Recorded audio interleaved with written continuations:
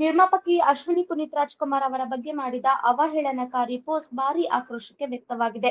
April 3ರಂದು ಈ post ಮಾಡಲಾಗಿತ್ತು. ಬಳಿಕ ಗಜಪಡೆ ಎನ್ನುವ ಟ್ವಿಟರ್ ಖಾತೆಯನ್ನು ಸುದೀಪ್ ಅಭಿಮಾನಿ ಎಂದು ಬದಲಿಸಲಾಯಿತು.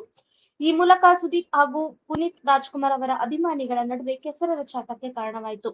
ಆದರೆ ಅದಕ್ಕೂ ಮುನ್ನ ಮೂಲ ಪೋಸ್ಟ್‌ನ ಸ್ಕ್ರೀನ್‌ಶಾಟ್ ವೈರಲ್ ಆಗತೊಡಗಿತು. ಸ್ಕ್ರೀನ್‌ಶಾಟ್ ವೈರಲ್ ಆಗಿ ಸೋಷಿಯಲ್ ಮೀಡಿಯಾದಲ್ಲಿ ಕಿಡಿಗೇಡಿಯ ವಿರುದ್ಧ ಅಸಮಾಧಾನ ಹೆಚ್ಚಾಯಿತು.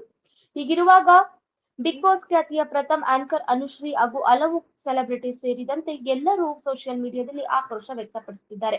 ಹೀಗಿರುವಾಗ ಧ್ರುವ ಸರ್ಜನ್ ಅಭಿಮಾನಿ ಬಳಗದಿಂದ ಬಸವೇಶ್ವರ ನಗರ ಪೊಲೀಸ್ ಠಾಣೆಯಲ್ಲಿ ಇಂದು ಬೆಳಗ್ಗೆ 11 ಗಂಟೆಗೆ ಎಫ್ಐಆರ್ ದಾಖಲಿಸಲಾಗಿದೆ.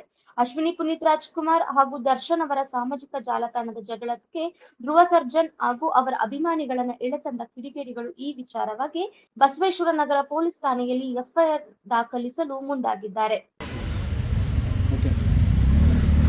ಏನು ಮಾರ್ಚ್ 19ರಂದು RCB ಮ್ಯಾಚ್ ನಡೆಯುವಂಥ ಒಂದು ಸಮಯದಲ್ಲಿ RCB ಆನ್‌ಬಾಕ್ಸ್ ಅನ್ನೋ ಒಂದು ಕಾರ್ಯಕ್ರಮನ ಉದ್ಘಾಟನೆ ಮಾಡೋದಕ್ಕೆ ನಮ್ಮೆಲ್ಲರ ಮೆಚ್ಚಿನ ನಟ ಪವರ್ ಸ್ಟಾರ್ ಪುನೀತ್ ರಾಜ್‌ಕುಮಾರ್ ಅವರ ಧರ್ಮಪತ್ನಿ ಶ್ರೀಮತಿ ಅಶ್ವಿನಿ ಪುನೀತ್ ರಾಜ್‌ಕುಮಾರ್ ಅವರು ಉದ್ಘಾಟನೆಗೆ ಹೋಗಿರ್ತಾರೆ.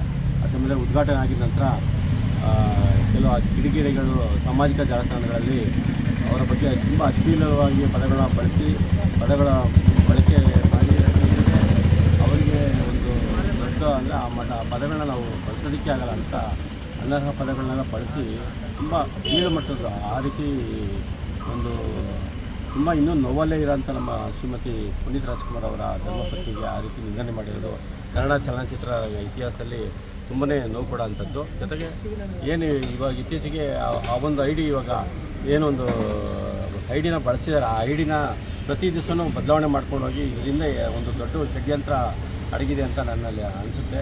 ಇದು ಯಾವುದೇ ಕಾರಣಕ್ಕೂ ಯಾವುದೇ ನಟ ನಟಿಯರ ವಿರುದ್ಧ ಈ ರೀತಿ ಮಾಡೋಕ್ಕೆ ಹೋಗಬಾರ್ದು.